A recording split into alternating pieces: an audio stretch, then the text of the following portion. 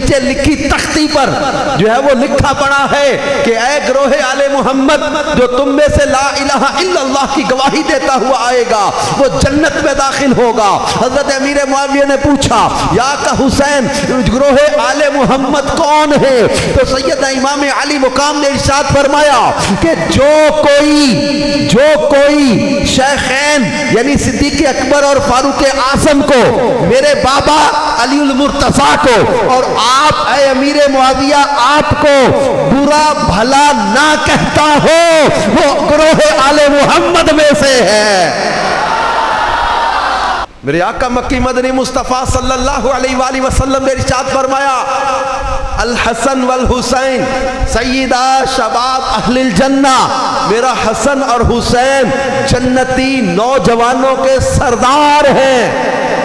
جنتی نوجوانوں کے تو کن کے سردار ہوئے؟ ہمارے امام حسن اور حسین کن کے سردار ہیں؟ ذرا پیچھے والے جو کھڑے ہو باہر وہ بھی ذرا بولو امام حسن حسین کن کے سردار ہیں؟ امام حسن حسین کس کے سردار ہیں؟ امام حسن حسین ہمارے، آواز سینے سے نکلے، امام حسن حسین ہمارے، امام حسن حسین ہمارے۔ یا رب کعبہ، یا رب الکعبی، یا رب کبیر، اے رب قدیر، اس اناروال اجتماع کے مجمع پر گواہ رہنا کہ یہ تیرے مصطفیٰ کے نواسوں کو اپنا سردار مانتے ہیں۔ اللہ میدان محشر میں امام حسن اور حسین کا انہیں جنت میں بڑا عطا فرما دینا۔ ہم اللہ سے دعا کرتے مالک اس مجمع پر گواہ رہنا مولا کہ ہم نے حسنین کریمین کو اپنا سردار مانا ہے، ہم ان سے محبت کرتے ہیں، ان کے بابا سے محبت کرتے ہیں، ان کی والدہ سیدہ کائنات سے محبت کرتے ہیں، ان کے نانا جان امام الانبیاء صلی اللہ علیہ وسلم سے محبت کرتے ہیں۔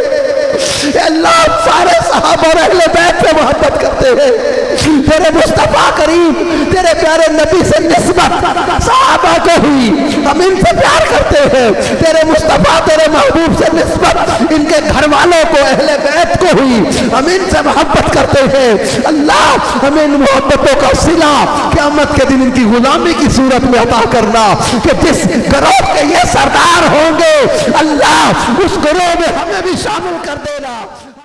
الحمدللہ رب العالمین والصلاة والسلام على سید المرسلین، اما بعد فاعوذ باللہ من الشیطان الرجیم، بسم اللہ الرحمن الرحیم، الصلاة والسلام علیک یا رسول اللہ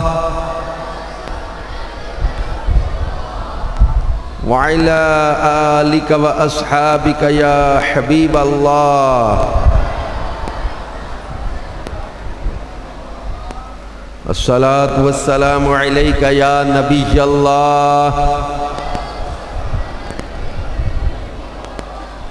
وعلى آلك وأصحابك يا نور الله۔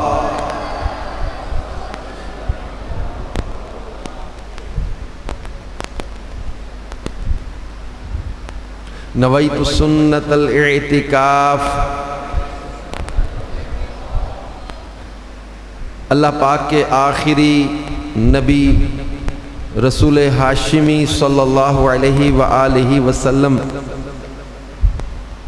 کا فرمان عالی شان ہے، جب تم مؤذن کو اذان کہتے ہوئے سنو تو اذان کا جواب دیتے ہوئے ایسے ہی کہو جیسے مؤذن کہتا ہے، پھر مجھ پر درود پڑھو، کیونکہ جو مجھ پر ایک بار درود پاک پڑھتا ہے اللہ پاک اس پر 10 رحمتیں نازل فرماتا ہے۔ صلو علی الحبیب صلی اللہ علی محمد وعلی آلہ وصحبہ وبارک وسلم، صلاۃ و سلاما علیک یا رسول اللہ، صلاۃ و سلاما علیک یا حبیب اللہ۔ میرے پیارے پیارے اسلامی بھائیوں، جو آج دعوت اسلامی کے ہفتہ وار اجتماع میں فیضان مدینہ نارووال میں جمع ہیں،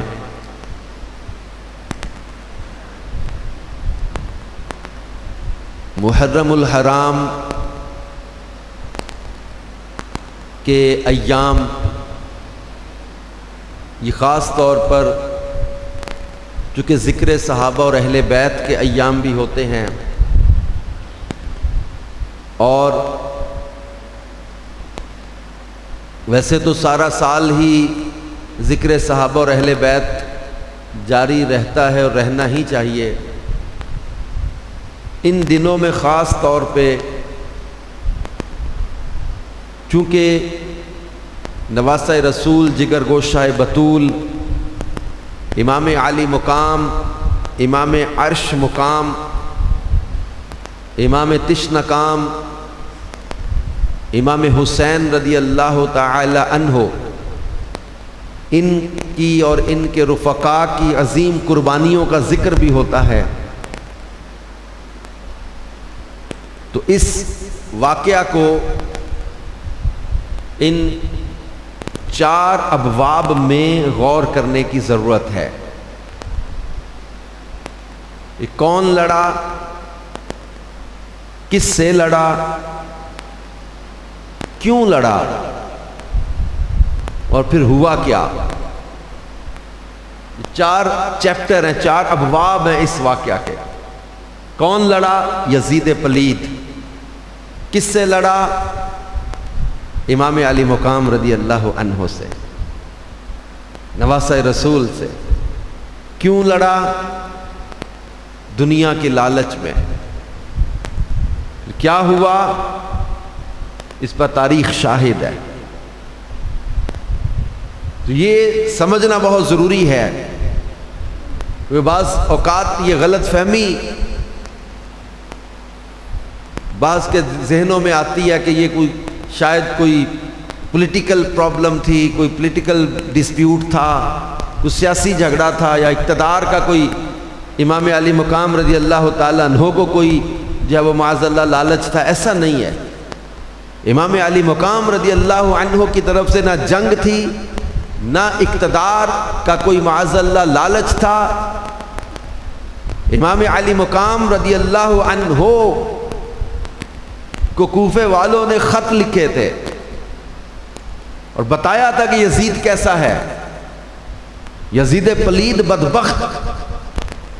اس کے بارے میں جو شروع میں کچھ لوگوں نے جنہوں نے بیعت کی تھی، انہوں نے بتایا کہ ہم نے یزید کی بیعت توڑ دی، اور اس وقت توڑی جب ہمیں ڈر لگنے لگ گیا تھا کہ آسمان سے پتھر نہ برسنے لگ جائیں یزید کے ناپاک کام دیکھ کر۔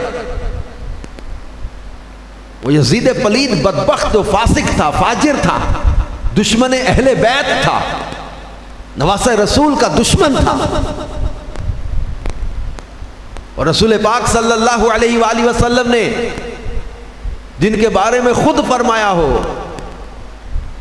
حسین منی و انا من حسین، احب اللہ من احب حسینا، حسین صبت من الاسباط، فرمایا حسین مجھ سے ہے، میں حسین سے ہوں۔ احب اللہ من احب حسینا، اللہ اسے محبوب بنا لیتا ہے جو حسین سے پیار کرتا ہے۔ حسین صبت من الاسباط، حسین صبت ہے اسباط میں سے۔ اور رسول پاک صلی اللہ علیہ وآلہ وسلم نے اپنے دونوں شہزادوں امام حسن اور امام حسین رضی اللہ عنہما، ان دونوں کے بارے میں فرمایا تھا، من احبہما، جس نے ان دونوں سے پیار کیا، فقد احبنی، اس نے مجھ سے پیار کیا، ومن ابغضہما، جس نے ان دونوں سے بغض رکھا، فقد ابغضنی، بس اس نے مجھ سے بغض رکھا۔ تو محبت حسنین رسول پاک صلی اللہ علیہ وسلم کی محبت کی علامت ہے، اور بغض حسنین یہ رسول پاک سے دشمنی کی علامت ہے۔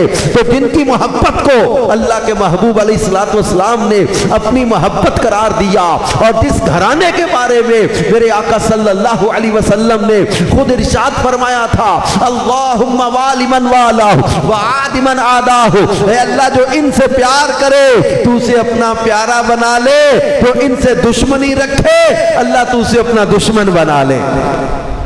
تو ان سے پیار کرنا ہم پر لازم ہے، ہم مسلمان ہیں۔ جب وہ آیت اتری نا قرآن پاک کی، قُلْ لَا أَسْأَلُكُمْ عَلَيْهِ أَجْرًا إِلَّا الْمَوَدَّةَ فِي الْقُرْبَى، اے حبیب ان سے فرما دیجئے، قُلْ لَا أَسْأَلُكُمْ عَلَيْهِ أَجْرًا، میں تم سے کوئی اجر نہیں مانگتا، کوئی معاوضہ نہیں مانگتا، کوئی صلہ نہیں مانگتا، إِلَّا الْمَوَدَّةَ فِي الْقُرْبَى، مگر میرے قرابت داروں کی محبت۔ جب یہ آیت نازل ہوئی تو صحابہ کرام علیہم رضوان نے پوچھا کہ یا رسول اللہ صلی اللہ علیہ وآلہ وسلم، وہ کون ہیں جن کی محبت ہم پر فرض کی گئی ہے؟ وہ کون ہیں جن کی محبت ہم پر لازم کر دی گئی ہے؟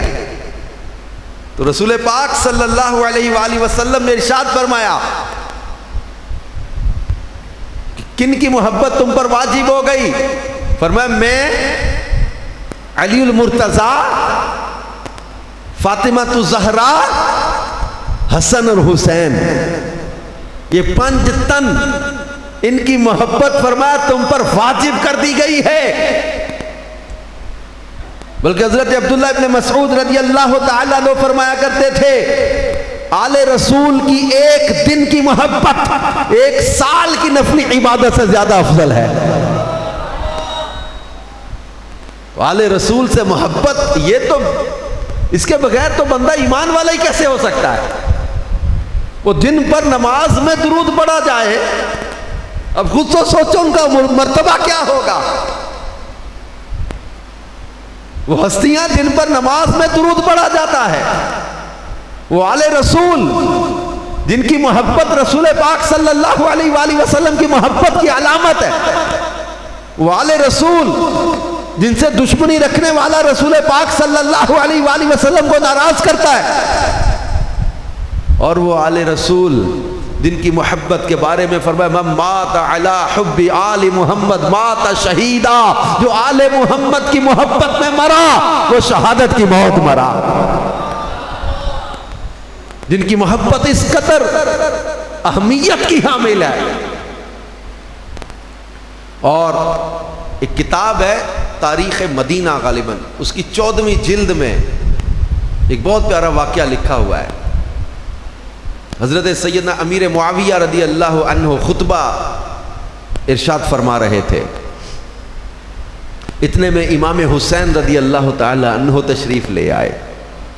امام حسین رضی اللہ عنہ کو دیکھ کر حضرت امیر معاویہ رضی اللہ عنہ نے اپنا خطبہ جو ہے وہ جلدی مکمل کر کے ممبر سے اترے اور کہا ممبر پر شہزادہ کھڑا ہوگا۔ شہزادہ رسول، نواسہ رسول کو ممبر پر کھڑا کیا۔ حضرت امام حسین رضی اللہ عنہ نے خطبہ ارشاد فرمایا اور فرمایا کہ مجھے میرے نانا جان نے بتایا، ان کو اللہ پاک نے بتایا کہ عرش کے پائے کے نیچے ایک سبز رنگ کی تختی ہے، اس تختی پر لکھا ہوا ہے اے گروہ آل محمد، تم میں سے جو کوئی لا الہ الا اللہ کی گواہی دیتا ہوا آئے گا وہ جنت میں داخل ہوگا۔ حضرت امیر معاویہ رضی اللہ تعالیٰ عنہ نے پوچھا کہ اے ابو عبداللہ، حضرت امام حسین کی کنیت ہے، اے ابو عبداللہ یعنی اے امام حسین رضی اللہ عنہ، گروہ آل محمد کون ہے؟ آل محمد کا گروہ کون ہے؟ یہ بھی ارشاد فرما دے۔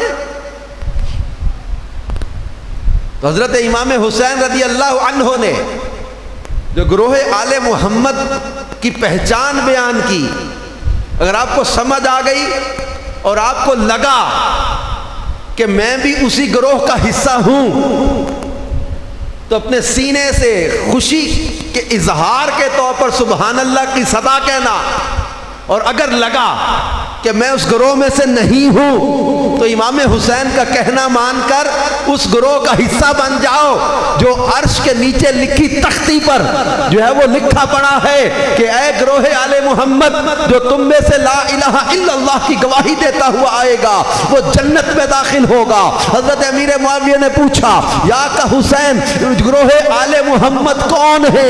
تو سیدنا امام علی مقام نے ارشاد فرمایا کہ جو کوئی شیخین یعنی صدیق اکبر اور فاروق اعظم کو، میرے بابا علی المرتضیٰ کو، اور آپ اے امیر معاویہ آپ کو برا بھلا نہ کہتا ہو، وہ گروہ آل محمد میں سے ہے۔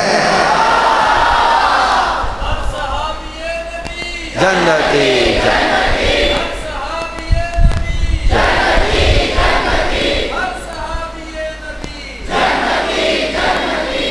تو ہم اپنی قسمت پر ناز کریں کہ اللہ پاک نے ہمیں سارے صحابہ اور اہل بیت کا ادب اور پیار عطا کیا ہے۔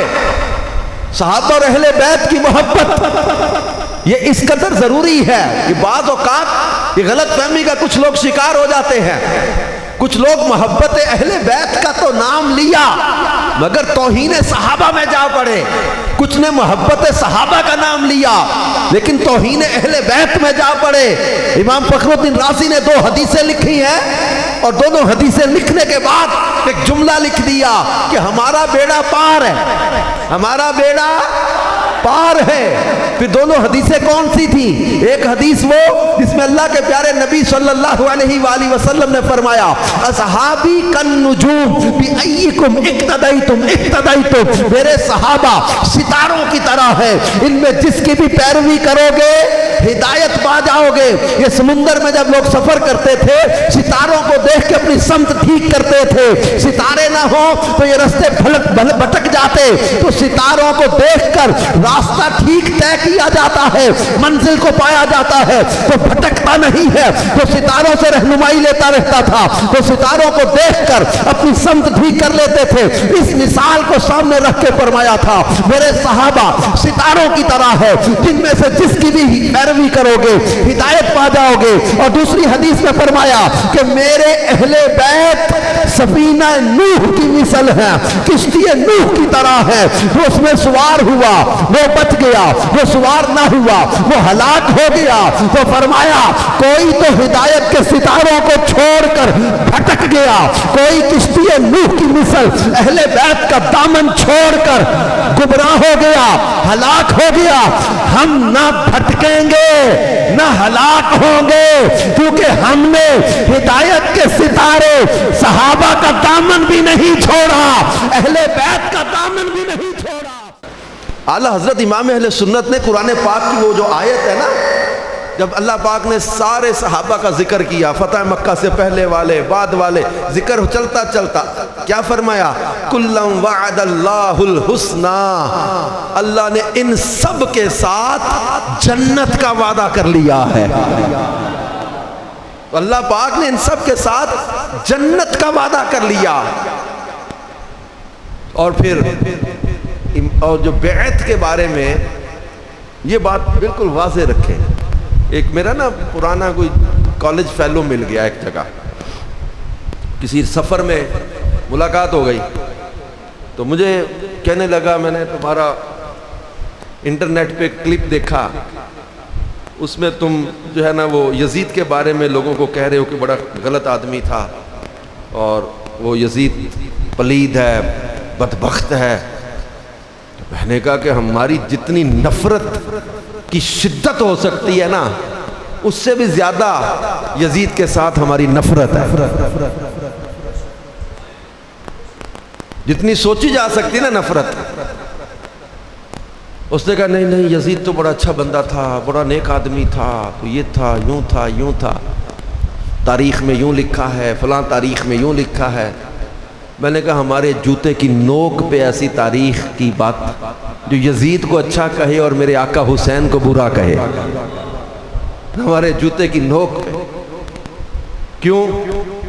نہیں جی نہیں، وہ کہتے نہیں جی وہ تاریخ دیکھو جی، یزید تو ایسا تھا، یزید تو ایسا تھا. بحث ہونے لگی تو میں نے کہا یار بحث میں نہیں پڑھتے، سیدھی بات ہے، ہاتھ اٹھا دعا کرتے ہیں اللہ تیرا حشر یزید کے ساتھ کرے، میرا حشر حسین ابن علی کے ساتھ کرے. مکدی مکا لمبے رولے کا دے پانے، مکدی مکا اللہ تیرا حشر یزید کے ساتھ کرے اور میرا حشر امام علی مقام کے قدموں میں کرتا. میرے آقا مکی مدنی مصطفیٰ صلی اللہ علیہ وآلہ وسلم نے ارشاد فرمایا الحسن والحسین سیدہ شباب اہل الجنہ، میرا حسن اور حسین جنتی نوجوانوں کے سردار ہیں. جنتی نوجوانوں کے تو کن کے سردار ہوئے؟ ہمارے امام حسن اور حسین کن کے سردار ہیں؟ ذرا پیچھے والے جو کھڑے ہو باہر وہ بھی ذرا بولو امام حسن حسین کن کے سردار ہیں؟ امام حسن حسین کس کے سردار ہیں؟ امام حسن حسین ہمارے، آواز سینے سے نکلے، امام حسن حسین ہمارے، امام حسن حسین ہمارے.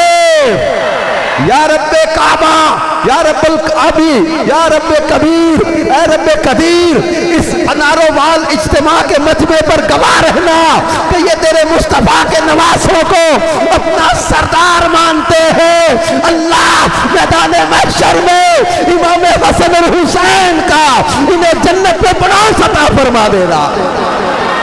ہم اللہ سے دعا کرتے مالک اس مجمع پر گواہ رہنا مولا کہ ہم نے حسنین کریمین کو اپنا سردار مانا ہے.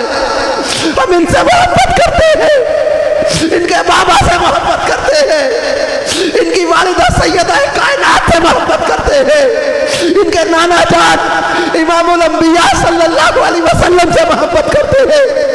اے اللہ سارے صحابہ اور اہل بیت سے محبت کرتے ہیں. تیرے مصطفیٰ کریم تیرے پیارے نبی سے نسبت صحابہ کو ہوئی، ہم ان سے پیار کرتے ہیں. تیرے مصطفیٰ تیرے محبوب سے نسبت ان کے گھر والوں کو اہل بیت کو ہوئی، ہم ان سے محبت کرتے ہیں. اللہ ہمیں ان محبتوں کا صلہ قیامت کے دن ان کی غلامی کی صورت میں عطا کرنا کہ جس گروہ کے یہ سردار ہوں گے اللہ اس گروہ میں ہمیں بھی شامل کر دینا. ہم بھی ان کے پیچھے پیچھے پنج تن کی محبت کے، صحابہ کی محبت کے نعرے لگاتے ہوئے جنت میں داخل ہو جائیں. جنتی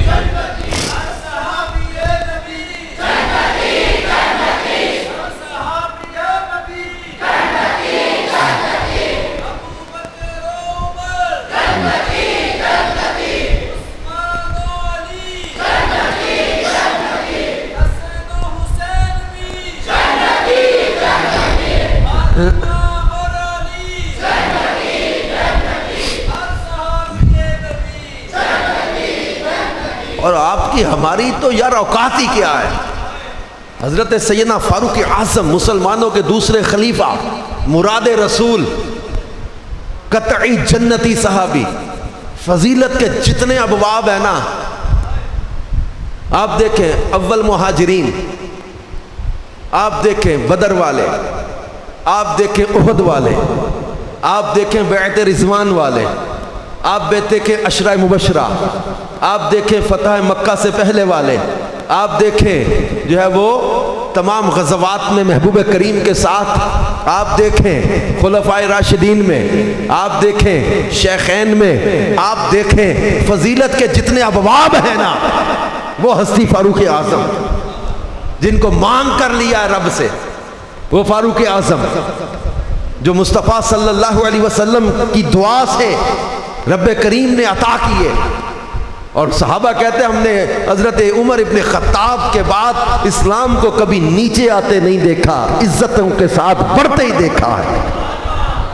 اور وہ ہستی جن کے بارے میں مدینے والے مصطفیٰ صلی اللہ علیہ وسلم فرماتے تھے آسمان کا ہر فرشتہ عمر کی عزت کرتا ہے اور زمین کا ہر شیطان عمر کے سائے سے بھی بھاگ جاتا ہے. ایسے تو نہیں ہے کہ حضرت علی شیر خدا اور حضرت بی بی فاطمہ نے حضرت عمر کو اپنا داماد بھی بنا لیا تھا.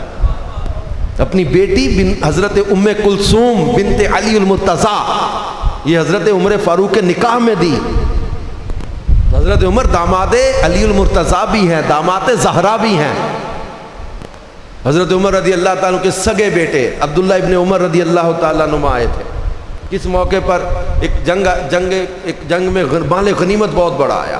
حضرت عمر خلیفہ تھے اس وقت. لوگ آ رہے تھے، مال غنیمت میں سے حصہ مل رہا تھا. حضرت امام حسن آئے. حضرت امام حسن آئے تو حضرت عمر اٹھے اور کہا شہزادے کی آمد مرحبا. 1000 دینار سونے کی اشرفیاں پیش کی یا درہم پیش کی ہے.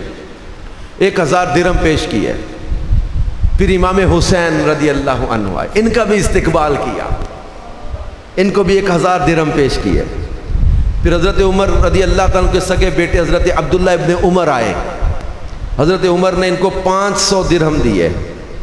حضرت عبداللہ ابن عمر نے پوچھا بابا جان، جب امام حسن اور حسین ابھی بچپن میں تھے، میں اس وقت سے جنگوں میں حصہ لے رہا ہوں، میری خدمات ان مہینوں میں زیادہ کہ میرا زیادہ حصہ جنگوں میں، جہاد میں، اسلامی کوششوں میں گزرا.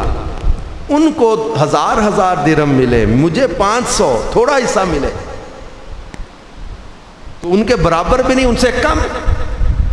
جبکہ میری اسلامی خدمات آپ دیکھیں، میں اس وقت سے جنگوں میں حصہ لے رہا ہوں جب یہ بچپن میں تھے. حضرت عبداللہ عمر رضی اللہ تعالیٰ عنہ نے جب یہ کہا تو حضرت فاروق اعظم نے کہا، فرمایا ہاں بیٹا، تم ان سے پہلے کے کوششوں میں لگے ہوئے، اسلامی خدمات ہیں، تمہاری جنگوں میں حصہ ہے، ٹھیک ہے. لیکن حضرت عمر رضی اللہ تعالیٰ نے فرمایا کہ اے عبداللہ، تم امام حسن اور حسین کے برابر حصہ چاہتے ہو تو جاؤ پہلے ان جیسا باپ، ان کے باپ جیسا باپ لے کر آؤ. سنو حضرت عمر کے جملے. اللہ اللہ اللہ. حضرت عمر ہمیں محبت اہل بیت سکھا رہے ہیں.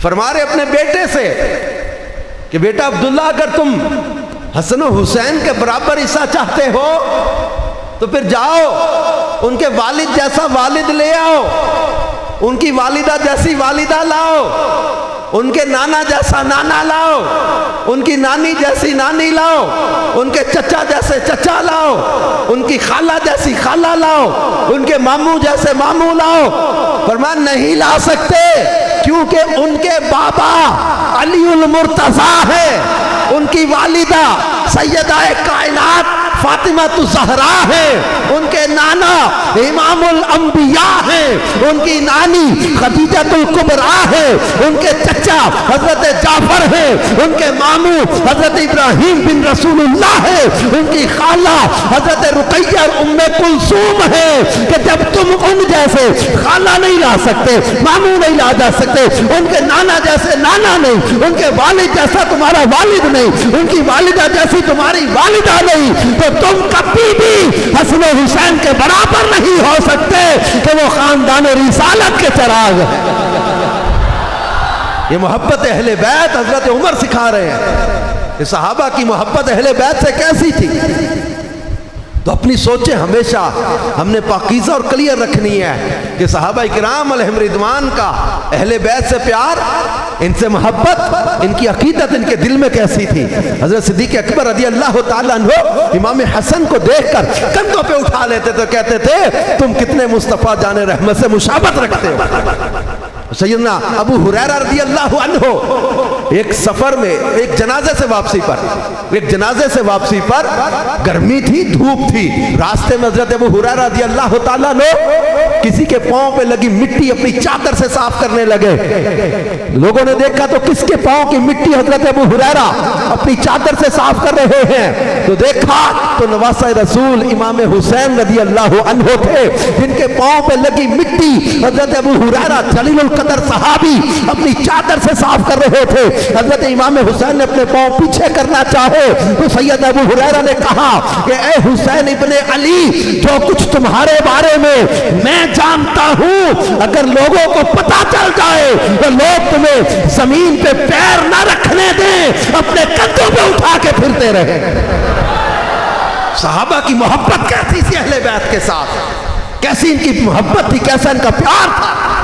तो नबी पाक सल्लल्लाहु अलैहि वसल्लम के सारे सहाबा के साथ हमने मोहब्बत करनी है, इनके सारे घराने के साथ, आले रसूल के साथ मोहब्बत करनी है। हमने किसी भी सहाबी के बारे में कभी दिल में कोई वसवसा नहीं आने देना, कभी किसी अहले बैत आले नबी के फर्द के बारे में कभी दिल में वसवसा नहीं आने देना। हमारी मोहब्बत अल्लाह उसके रसूल की वजह से है, क्योंकि हदीस पाक का मफ़हूम है, रसूल पाक सल्लल्लाहु अलैहि वसल्लम ने फरमाया कि मैं अल्लाह से मोहब्बत करो, क्योंकि उसने तुम्हें नेमतें अता की है। अल्लाह जो तुम्हें नेमतें अता करता है, इस सबब से अल्लाह से मोहब्बत करो, और अल्लाह की मोहब्बत की वजह से मुझसे मोहब्बत करो, और मेरी मोहब्बत की वजह से मेरे सहाबा और अहले बैत से मोहब्बत करो। तो नबी पाक सल्लल्लाहु अलैहि वसल्लम की मोहब्बत की वजह से इनसे मोहब्बत की जाएगी, इनसे प्यार किया जाएगा, इनकी अकीदत दिल में बसाई जाएगी, इनकी चाहत दिल में रखी जाएगी। और ये रसूल पाक सल्लल्लाहु अलैहि वसल्लम के शहजादे इमाम हुसैन रज़ी अल्लाह अन्हु थे। और फिर इमाम अली मकाम ने आशूरा के रोज़ जब यजीदी फ़ौज आगे बढ़ रही थी, यजीद पलीद अपनी हुकूमत और इक़्तिदार के लिए ज़बरदस्ती बैत लेना चाहता था इमाम अली मकाम से, और इमाम के सामने इसके करतूत और इसके गंदे काम थे। इमाम ने फरमाया यजीद के हाथ में तो हाथ नहीं दूंगा, इसकी बैत नहीं की जा सकती, इमामत के काबिल नहीं, अमीरुल मुस्लिमीन बनने के काबिल नहीं, मुसलमानों का खलीफा बनने के काबिल नहीं। और जुल्मन इमाम आली मकाम और इनके रुफका को मैदान करबला में इन्होंने महसूर कर लिया, घेरे में ले लिया। अब यहाँ एक बात वाज़ेह रखी, हमारा जो ना इमामत खिलाफत के बारे में ये Hasani Husaini school of thought है। हमारा स्कूल ऑफ थॉट, हमारी सोच बैत के बारे में, खिलाफत के बारे में Hasani Husaini school of thought है। हमारा सोच हसनी हुसैनी सोच है। इमाम अली मकाम ने यजीद की बैत नहीं की, जान दे दी, बच्चे कुर्बान कर दिए, यजीद के हाथ में हाथ नहीं दिया। अगर यजीद की बैत कर लेते, आप थोड़ा इमेजिन करें, सोचें ज़रा, तो कितनी ऑफर्स थी, कितनी उसने जनाब ऑफरें दी हुई थी, माल मिलेगा, पैसा मिलेगा, नजराने मिलेंगे, बहुत सारी सहूलतें मिलेंगी, आसानियाँ मिलेंगी, बड़ी आसाइश की ज़िंदगी बसर करेंगे। तो ये चाहते तो बड़ी आसाइशों वाली ज़िंदगी मदीने में रहते और गुजारते। यजीद की बैत अगर कर लेते, बैत नहीं की, जान कुर्बान कर दी। क्यों? ये चीज़ समझने की है कि अगर चाहते तो बैत कर लेते, लेकिन नहीं, यजीद काबिल ही नहीं था बैत के। तो यही चीज़ तो हमें बता रही है कि यजीद बैत के काबिल नहीं था, जान दे दी पर उस पलीद के हाथ में हाथ नहीं दिया। और पहले खुलफा सही थे, मौला कायनात ने सिद्दीक़ अकबर के हाथ में हाथ दिया, सैयदना फारूक आज़म के हाथ में मेरे मौला अली ने हाथ दिया। और अगर किसी को मेरे मौला अली की ताकत के बारे में कभी कोई शक है तो मेरे मुस्तफ़ा के उन अल्फाज को याद कर लेना, उन रिवायतों को याद कर लेना कि जिनके बारे में यह तक फरमा दिया गया था कि ला फता इल्ला अली, ला सैफा इल्ला जुल्फ़कार। अली जैसा बहादुर कोई नहीं, जुल्फ़कार जैसी तलवार कोई नहीं। अगर कोई ये खुदा ना खास्ता कभी वसवसा शैतान डाले ना कि हजरत अली ने डर के बैत कर ली थी, ना, मेरे मौला की ताकत का तुम्हें पता ही नहीं है, मेरे अली उल मुर्तज़ा की ताकत, कुव्वत, शुजाअत। अरे खैबर का दरवाजा, खैबर के किले का दरवाजा मेरे मौला ने जंग के दौरान यूं उखाड़ के फेंक दिया था। 70 लोगों ने उठाया जिस दरवाजे को, मेरे मौला अली ने यूं उखाड़ के उस दरवाजे को फेंक दिया था।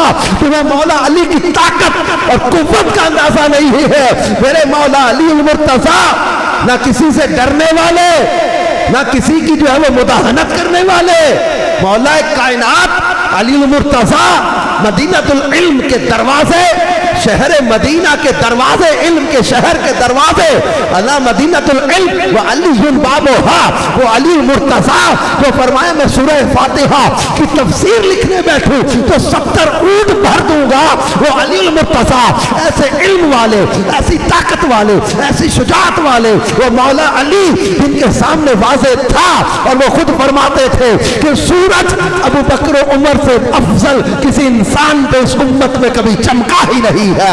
یعنی مولا نے صدیق اکبر کے ہاتھ میں ہاتھ دیا، حضرت عمر کے ہاتھ میں علی المرتضیٰ شیر خدا نے ہاتھ دیا، حضرت عثمان غنی کے ہاتھ میں میرے امام میرے مولا علی نے ہاتھ دیا، امام حسن و حسین نے ان کی بیعت کی، ان کے دروازے میں پہرا دیتے رہے حسنین کریمین۔ پھر حضرت امام حسن مجتبیٰ نے حضرت امیر معاویہ جو صلح کی، ان کے ہاتھ پہ بیعت کی، ان کو خود جو ہے مسند خلافت پہ بٹھایا۔ حضرت امام حسن کا انتخاب امیر معاویہ رضی اللہ عنہ، امت کے لیے جن کا انتخاب امام حسن کرے، امام حسین ان کی بیعت کرے، تو ہماری سوچ حسنی حسینی سوچ ہے کہ ہماری سوچ جو ہے نا یہ حسنی حسینی سوچ رہنی چاہیے کہ جن کی بیعت اور جن کی خلافت مولا کائنات نے قبول کی، ہم نے بھی قبول کر لی۔ حضرت امیر معاویہ رضی اللہ تعالیٰ عنہ کو امام حسن نے خود امت کے لیے انتخاب کیا، ان کے دیے و نذرانے قبول فرمائے، ان کے ساتھ محبت اور پیار کے الفاظ ارشاد فرمائے، ہم نے بھی حضرت امیر معاویہ کو اپنا سردار مان لیا۔ یزید پلید کو میرے امام حسین نے ٹھکرا دیا، تو جیسی مصری کی تاریخ اور ہسٹری اٹھا کر لے ہمارے جوتے کی نوک پر، جس کو میرے امام نے ٹھکرا دیا ہم نے بھی ٹھکرا دیا، اور جس کو انہوں نے قبول کر لیا ہم نے بھی قبول کر لیا۔ حسنی حسینی سوچ ہوئی نا، تو یہ چیز یہ میں رکھیے۔ اور پھر امام نے جو خطبہ دیا تھا وہ یاد رکھیے گا۔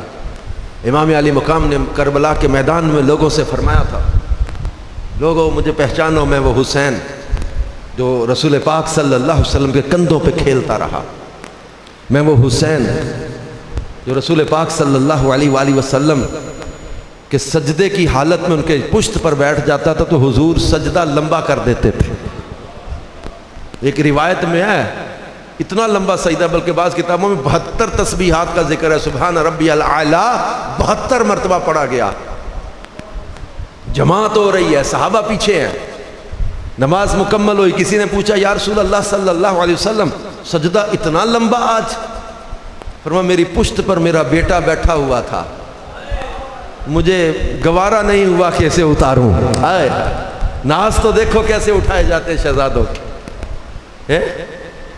ایک دن دونوں شہزادے بچپن میں آپس میں کشتی کر رہے تھے، امام حسن اور حسین، تو رسول پاک صلی اللہ علیہ وسلم تشریف لائے، آپ نے دیکھا، فرمایا حسن آگے بڑھو، حسن ادھر سے پکڑو، حسن یوں کرو۔ سیدہ نے عرض کی کہ حضور آپ کو حسن زیادہ پیارا ہے؟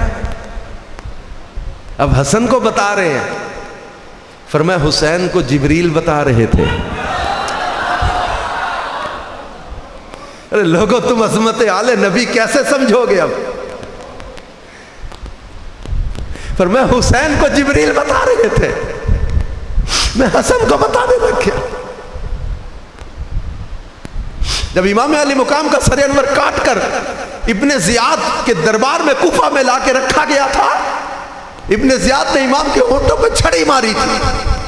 حضرت زید بن ارقم بوڑھے صحابی سامنے کھڑے دیکھ رہے تھے، چلا کر بولے اے بدبخت،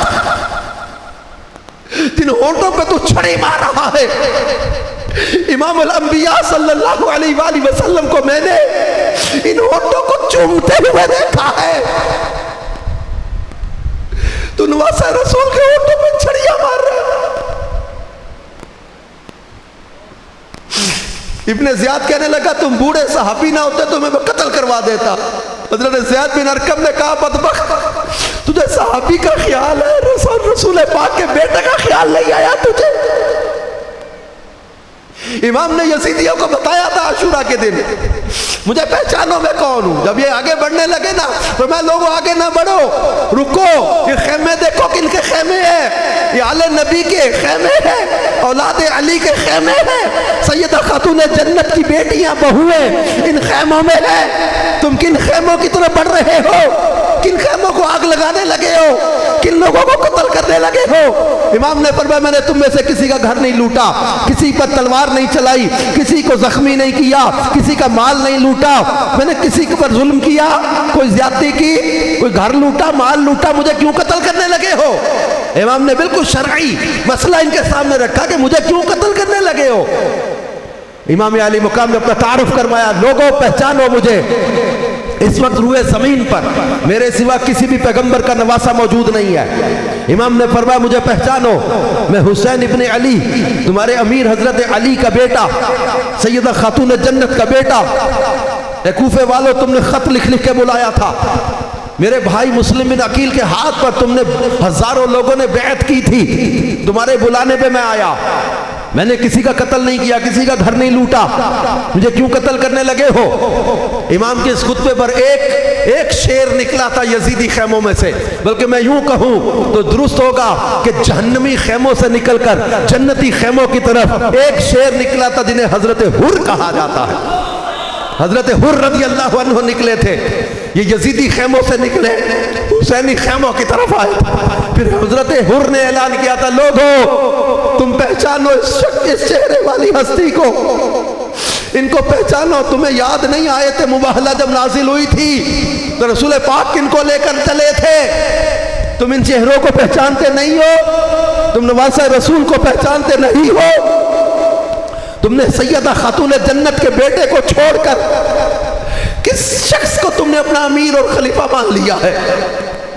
حضرت حر نے لوگوں کو سمجھایا، امام علی مقام نے ان کے سامنے واضح کیا، لیکن اب یہاں پر میں بات جو واضح کرنا چاہ رہا ہوں، یزیدیوں کی آنکھوں پر پٹی کیوں بند گئی؟ کیا ان کو نظر نہیں آ رہا تھا نواسہ رسول کا چہرہ؟ کیا ان کی آنکھوں کے سامنے ہم شکل پیغمبر جناب علی اکبر کی پیاری صورت نہیں تھی؟ کیا ان کی آنکھوں کے سامنے امام حسن مجتبیٰ کے شہزادے امام قاسم نہیں تھے؟ کیا ان کی آنکھوں کے سامنے امام علی مقام کے بھائی حضرت عباس حضرت ابو بکر نہیں تھے؟ کیا ان کی آنکھوں کے سامنے یہ آل نبی اولاد علی کے یہ شہزادے نہیں تھے؟ یہ سب دیکھ رہے تھے، لیکن اب آپ کے سامنے جو چیز واضح کرنا چاہ رہا، یزید کو کس بات کا لالچ، ابن زیاد کو کس بات کا لالچ، شمر کو کس بات کا لالچ، ابن سعد کو کس بات کا لالچ، خولی بن یزید کو کس بات کا لالچ؟ یہ دنیا جیفہ و طالبوہا کلاب، دنیا ایک مردار کی طرح ہے، اس کا لالچی کتے کی طرح ہو جاتا ہے۔ یزیدیوں نے سب کچھ اپنی آنکھوں کے سامنے دیکھا ہے، نواسہ رسول کو، ان کے شہزادوں کو، بلکہ انعام اور دنیا کے پیسے کے لالچ میں ان بدبختوں نے جناب علی اکبر کے جسم پر گھوڑے بھی دوڑائے، ان بدبختوں نے امام علی مقام کے ہاتھوں میں 6 ماہ کے شہزادے جناب علی اصغر کا گلا بھی کاٹا، ان بدبختوں نے امام قاسم کے جسم کے 2 ٹکڑے بھی کیے، ان بدبخت یزیدیوں نے حضرت عباس کے بازو بھی کاٹے، ان بدبخت یزیدیوں نے امام علی مقام کے بھانجے اون محمد کو بھی شہید کیا، ان بدبخت یزیدیوں نے امام کے خاندان کے بچوں کو بھی شہید کر دیا، امام کے جوانوں کو بھی شہید کر دیا، امام کے ساتھیوں کو بھی شہید کر دیا۔ اب آخر میں امام علی مقام رضی اللہ عنہ کو گھیرے میں لے لیتے ہیں، چاروں طرف سے گھیرے میں لے کر امام پر تیر برسانے لگے، تلواریں چلانے لگے، نیزے مارنے لگے۔ کتابوں میں لکھا ہے کہ 32 زخم نیزے کے لگے تھے، 33 وار تلوار کے لگے ہوئے تھے۔ اب اس حالت میں امام علی مقام رضی اللہ عنہ زخمی جسم جو وہ لہو لہان ہے، پیشانی سے لے کر قدم تک خون ہی خون بہ رہا ہے۔ اس حالت میں امام سواری سے نیچے آتے ہیں، اس بدبخت نے نیزہ مارا، امام علی مقام جو وہ سجدے کی حالت میں زمین پر ہے، اور خولی بن یزید یا بعض نے لکھا کہ شمر، بعض نے لکھا کہ سنان بن انس حرامی تھا، اس نے امام علی مقام کی گردن پہ خنجر مارا، امام کا سر تن سے جدا ہوا۔ اس وقت کتابوں میں لکھا ہے آسمان سے خون برسنے لگا، اس وقت جنات کی چیخوں کی آوازیں آنے لگی، آسمان سرخ ہوتا پھر سیاہ ہوا، دن کے وقت ستارے نظر آنے لگ گئے۔ اس قدر شدت کے ساتھ وہ گھبراہٹ پیدا ہو گئی اور خون برسا کوفہ کی گلیوں میں۔ امام علی علی مقام کا سر تن سے جدا ہوتا ہے. امام کے جسم مقدس پر یزیدی اپنے گھوڑے دوڑا رہے ہیں. اس وقت امام علی مقام رضی اللہ عنہ کا سجدے میں سر قربان کرنا اس امت کے لیے ایک پیغام بھی تھا کہ اے امت کے نوجوانوں، نماز کی اہمیت کو سمجھو، اس سجدے کی عظمت کو سمجھو، اس سجدے کی شان کو سمجھو. ہمیں گھر بیٹھے بٹھا یہ دین مل گیا، ہمیں شاید اس لیے اس کی قدر نہیں ہے. پوچھو سیدنا امام زین العابدین سے اس دین کی قدر، سیدہ زینب سے پوچھو اس دین کی قدر کیسے ہے، جن کی آنکھوں کے سامنے ان کے بھائی، بیٹے، بھانجے، بھتیجے آنکھوں کے سامنے شہید کر دیے گئے ہو. پوچھو اس دین کی قدر سیدہ سکینہ رضی اللہ عنہا سے کہ کس طرح اپنی آنکھوں کے سامنے اپنے بھائیوں اور بابا کو شہید ہوتے دیکھا. پوچھو سیدہ زینب سے کہ میدان کربلا میں جب سیدوں کے خیموں کو آگ لگائی گئی ہوگی، جب شہزادوں کو قیدی بنا لیا گیا ہوگا، جب خاندان رسالت کو قیدی بنا کر کوفہ اور شام کے بازاروں کی طرف چلایا گیا ہوگا. اس دین کی قدر پوچھو خاندان رسالت سے. ہمیں گھر بیٹھے بٹھائے مل گیا، ہم نمازیں چھوڑ دیتے، ہم آج شرابوں میں پڑ گئے، بدکاریوں میں پڑ گئے، حرام کاموں میں پڑ گئے، فجر کی نماز میں سوئے رہتے، راتوں کو موبائل پہ گندے مناظر، گندی فلمیں دیکھتے رہتے. اے نوجوانوں، کبھی تصور میں شہزادہ حسین نواسہ رسول کے پیارے شہزادے جناب علی اکبر کو تصور میں لا کے کبھی عرض تو کرنا، آقا علی اکبر کہ آپ کو جان پیاری نہیں تھی؟ ہم شکل پیغمبر، ہم شبیہ رسول خدا جناب علی اکبر رضی اللہ عنہ اپنی پیاری صورت، اپنی زندگی، اپنی جان اس دین پر قربان کر گئے. اے نوجوانوں، تم کن گندے کاموں میں پڑے ہوئے ہو؟ تم شرابوں میں، زنا میں، بدکاری میں، بے حیائی میں، گندے کاموں میں لگے ہوئے ہو.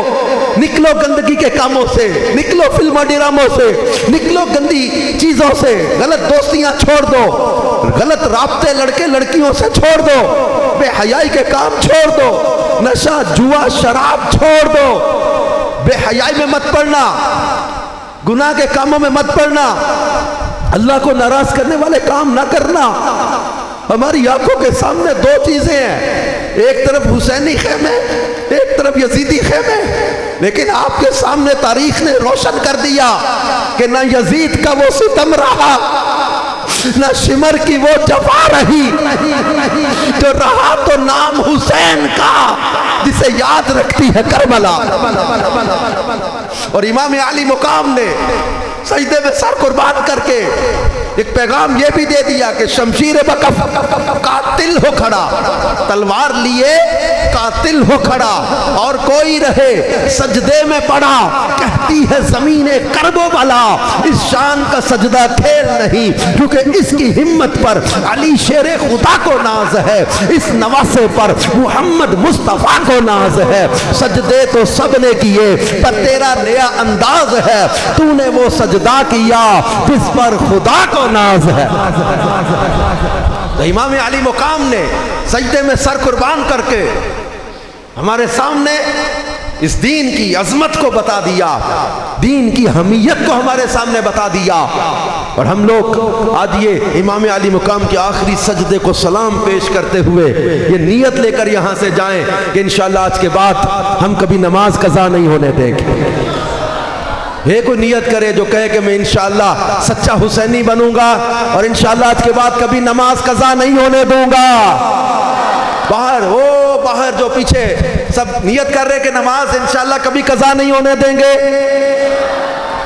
اور انشاءاللہ کبھی ہم نے جوا شراب نشہ اس کے قریب نہیں جانا. یہ نشہ بہت عام ہوتا جا رہا ہے معاشرے میں. اب پکی نیت کر لو، عشق رسول کے جام پینے ہیں، محبت حسین کے جام پینے ہیں. ہم نے انشاءاللہ گندے نشے کے قریب نہیں جانا. آج کے بعد کبھی شرابی نشئی دوستوں کے پاس نہیں جائیں گے، اور فلمیں ڈرامے نہیں دیکھنے. اللہ دکھائے تو مدینہ دیکھیں گے، اللہ دکھائے تو پیارا کعبہ دیکھیں گے، اللہ دکھائے تو پیارا پیارا مکہ دیکھیں گے، عرفات منی مزدلفہ کا نظارہ دیکھیں گے، گنبد خضرا کے جلوے دیکھیں گے. ان آنکھوں سے گندی عورتوں کو نہیں دیکھنا، بے حیا مناظر نہیں دیکھنے، گندی چیزیں نہیں دیکھنی، اپنی آنکھیں ستھری رکھو، جلوہ مصطفیٰ دیکھنا ہے۔ اور پھر جب وہ دعوت اسلامی کے دینی ماحول میں نماز کی اہمیت بھی بتائی جاتی ہے اور نماز کا طریقہ، نماز کیسے ادا کریں گے، وضو، غسل کے مسائل، فرائض، واجبات، نماز کے مفسدات، مکروہات، فرائض و واجبات، اس سیکھنے کے لیے فیضان نماز کورس کروایا جاتا ہے، اس میں شرکت کر لیں۔ یہ سیکھنے کے لیے 1 ماہ کے مدنی قافلے سفر کرتے ہیں۔ ابھی ہمارے یہاں سے بھی 18 یا 20 اگست کو اتوار کو انشاءاللہ 1 ماہ کے مدنی قافلوں کا سفر ہے۔ 1 مہینے کے لیے راہ خدا میں سفر کریں، انشاءاللہ الکریم علم دین بھی ملے گا، خوف خدا بھی ملے گا، عشق رسول بھی ملے گا۔ تو 1 ماہ کے مدنی قافلوں میں سفر بھی کریں گے تو انشاءاللہ الکریم جو ہے وہ علم بھی ملے گا، برکتیں بھی ملیں گی۔ تو انشاءاللہ نارووال سے بھی 20 اگست کو 1 ماہ کے مدنی قافلے سفر کریں گے، اور ہر مہینے 3 دن یہ سفر کا معمول رکھیں، راہ خدا میں سفر اختیار کریں، انشاءاللہ اس کی بھی برکتیں ملیں گی۔ اور ہر جمعرات کو مغرب کی نماز کے بعد ہونے والے ہفتہ وار اجتماع میں پابندی سے شرکت کرتے رہا کریں، انشاءاللہ الکریم یہ ہفتہ وار اجتماع کی برکت سے بھی عمل کا جذبہ ملتا رہے گا، سنتوں پر عمل کا ذہن بنتا رہے گا۔ دعوت اسلامی کے دینی ماحول میں علم و عمل کا جذبہ دیا جاتا ہے، اور سنتیں سیکھنے سکھانے کا ذہن دیا جاتا ہے، ایمان کی حفاظت کی فکر دی جاتی ہے۔ وہ دعوت اسلامی کے دینی ماحول سے وابستہ رہیں، علم بھی سیکھیں، اور خوب نیکی کی دعوت کو عام کرنے کے لیے 12 دینی کاموں میں حصہ لیں۔ 12 دینی کام یہ اپنے معاشرے کے اندر نیکی کی دعوت کو عام کرنے کا ایک بہترین ذریعہ ہے۔ علاقائی دورے کس قدر اہمیت کے حامل ہے، یوم تعطیل اعتکاف یہ کس قدر ضروری ہے، آپ اطراف میں دیکھو کس قدر جہالت ہے، بعض لوگوں میں نماز تک نہیں آتی، وضو غسل کا طریقہ پتہ نہیں ہے، شہر کیا اطراف کیا۔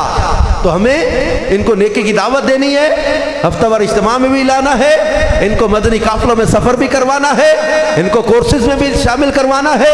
انشاءاللہ الکریم کورسز کی برکت سے بھی بہت کچھ علم ملتا ہے، مدنی قافلوں میں بہت سا علم دین ملتا ہے۔ پھر آپ ہمت کریں، اپنے نوجوان بھائی بیٹے بھتیجے ان کو جامعۃ المدینہ میں داخلہ دلوا دیں کہ درس نظامی کریں، عالم کورس کریں، اپنے بچوں کو مدرسۃ المدینہ میں داخلہ دلوائیں۔ اور جو آفس یا جاب میں بیزی ہیں وہ فیضان آن لائن اکیڈمی کے ذریعے مختلف کورسز ہیں، ان میں داخلہ لے کر علم دین سیکھیں، بلکہ علم کا شوق پیدا کریں کہ ہم نے جہالت کے ساتھ نہیں مرنا، جہالت کا لیبل اپنے اوپر سے ختم کرنا ہے، فرض علوم جو ہمارے ذمے ہیں ان کو سیکھنا ہے، اور علم سیکھنے سے ہی آتا ہے۔ اور علم کی جو ہے وہ بڑی فضیلت، علم کی بڑی فضیلت اور اہمیت روایتوں میں بیان کی گئی ہے کہ جو علم کی راہ میں ہوتا ہے اللہ اس کے لیے جنت کا راستہ آسان کر دیتا ہے۔ جو علم کی تلاش میں کسی راستے پر چلتا ہے اللہ پاک اس کے لیے جنت کا راستہ آسان کر دیتا ہے، اور جو علم کی تلاش میں ہو جنت اس کی تلاش میں ہوتی ہے۔ تو مدنی قافلوں میں سفر کریں گے 3 دن کے لیے، 12 دن کے لیے، 1 ماہ کے لیے، انشاءاللہ مدنی قافلوں کا سفر جاری رہے گا۔ اللہ آپ کو علم کا شوق بھی دے، ہم سب کو اللہ پاک نیکی کی دعوت کا شوق عطا فرمائے۔ اور پھر یہ کہ دنیا کی محبت کا میں انجام بیان کر رہا تھا، اینڈ ہوا کیا؟ اینڈ ہوا کیا؟ امام علی مقام ان کے رفقا کے سر مبارک جو تھے وہ کاٹ لیے گئے، نیزوں پہ پرو لیے گئے، اور مشہور کتابوں میں آپ نے پڑھا ہوگا کہ امام علی مقام کے سر انور سے تلاوت کی آواز آ رہی تھی، ہے نا؟ امام علی مقام کا سر جیسے جیسے وقت گزرتا گیا خوشبو بڑھتی گئی۔ اب کچھ ہی عرصہ گزرا، یزید جس نے اس دنیا کی حکومت کے لیے اتنے ظلم کیے، چند سالوں کے اندر اندر ہی کلنچ کا مرض تھا، یا بعض نے لکھا کہ ایک رومیو نسل لڑکی کے عشق میں مبتلا ہو کے اس کے پیچھے پڑ گیا تھا۔ وہ لڑکی اس کو ویرانے میں ملاقات کے لیے لے گئی، اس کو شراب پلائی، اسی کا خنجر لیا اور کہنے لگی او بدبخت، جب تو نے اپنے نبی کے نواسے سے وفا نہیں کی میرے ساتھ کیا وفا کرے گا؟ اسی کا خنجر لے کے اس کو مار دیا۔ وہ 3 دن تک اس کے ساتھی لاش ہی تلاش کرتے رہے، اور جب گئے تو بدبو اور اس قدر گندگی تھی اس کی لاش پہ، وہیں اس کو گڑھا کھود کے داب کے آ گئے تھے۔ شمر کچھ ہی عرصے میں ذلت کی موت مارا گیا، عمر ابن سعد ذلت کی موت مارا گیا، ابن زیاد ذلت اور عبرت کی موت مارا گیا۔ اسی جگہ جہاں امام علی مقام کا سر لا کے رکھا گیا تھا نا، وہیں جب وہ تھوڑے عرصے کے بعد اس کا سر لا کے رکھا ہوا تھا۔ امام علی مقام کے سر انور سے خوشبو آ رہی تھی، اور اس بدبخت کے نتھنے میں سے ایک سانپ کہیں سے نظر آتا تھا، کتابوں میں لکھا یہ، ایک نتھنے سے داخل ہو کے دوسرے نتھنے سے نکلتا تھا۔ 3 بار لوگوں نے وہ سانپ دیکھا۔ ابن زیاد کے ساتھ یہ دنیا میں عذاب دکھایا گیا۔ سنان بن انس ذلت کی موت مارا گیا، خولی بن یزید ذلت کی موت مارا گئے۔ دنیا، پیسہ، اقتدار، مال کیا کسی کے ہاتھ آیا؟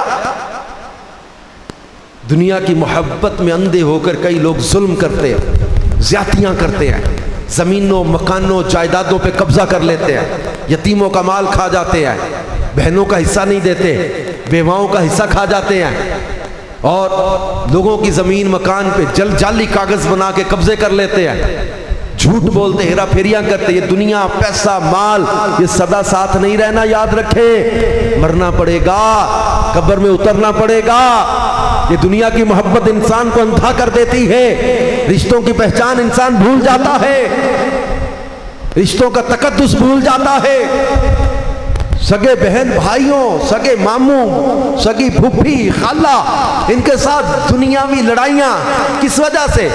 اس پیسے کے لیے، زمین کے لیے، مکان کے لیے، تھوڑے سے سونے چاندی کے لیے، تھوڑی سی یہ جائیداد کے لیے، کہ قبر میں ساتھ لے کر جانا ہے کسی نے؟ کیوں یہ اتنی ہوس پڑ گئی ہے؟ کیوں اتنی ہرس پڑ گئی ہے؟ اللہ پر بھروسہ رکھے، رشتہ داریاں نہیں توڑنی، کسی کا حق نہیں کھانا، کسی پر ظلم نہیں کرنا، کسی پر زیادتی نہیں کرنی، پاکیزہ زندگی بسر کر کے جائیں، عشق رسول میں زندگی بسر کر کے جائیں۔ ہمارے سامنے واضح ہے، امام علی مقام کے رفقا نے عشق رسول میں قربانیاں دی، آج بھی ان کی محبت کے تذکرے ہو رہے ہیں۔ یہ قتل حسین اصل میں مرگ یزید ہے، اسلام زندہ ہوتا ہے ہر کربلا کے بعد۔ امام نے، ان کے فقا نے قربانیاں دی، ان کی عظمتوں کو آج بھی بیان کیا جا رہا ہے، اور دنیا کے لالچ میں آ کر یزیدیوں نے جو ظلم کیے، وہ دنیا میں بھی ان پر ذلت ہے، اور آخرت میں بھی ان کے لیے دردناک عذاب کی تیاریاں ہیں۔ جنہوں نے آل نبی پر ظلم کیے، دشمنی کی، تو یہ دنیا کا لالچ انسان کو برباد کر دیتا ہے۔ تو اپنے آپ کو دنیاوی ہوس اور لالچ سے بچا کے رکھنا ہے، عشق رسول میں زندگی بسر کرنی ہے۔ کوئی لالچ دل میں آتا ہے نا دنیا کا، انسان کو جو نا اندھا کر دیتا ہے۔ سگے رشتے، خاندانوں میں لڑائیاں، قتل و غارت، شوہر کو بیوی نے قتل کر دیا، بہن کو بھائی نے قتل کر دیا، سگی پھپھی کو بھتیجے نے مار دیا، سگے ماموں کو بھانجے نے مار دیا۔ کس وجہ سے؟ جائیداد، پیسہ، دنیا کے لالچ۔ اللہ پاک ہمیں ہوس اور حرص سے بچائے، مدینے کا عشق عطا فرمائے۔ یہ دعوت اسلامی کے دینی ماحول سے وابستہ ہو جائیں، انشاءاللہ مدینہ مدینہ کرتے رہیں گے، دنیا بھی اچھی گزر جائے گی، اور انشاءاللہ قبر و آخرت کی بھی راحت نصیب ہو جائے گی۔ تو دعوت اسلامی کے دینی ماحول سے ہر دم وابستہ رہے۔ اللہ پاک ہمیں عمل کی توفیق بھی عطا فرمائے، سنتوں سے محبت بھی عطا فرمائے۔ آمین بجاہ خاتم النبیین صلی اللہ علیہ وآلہ وسلم۔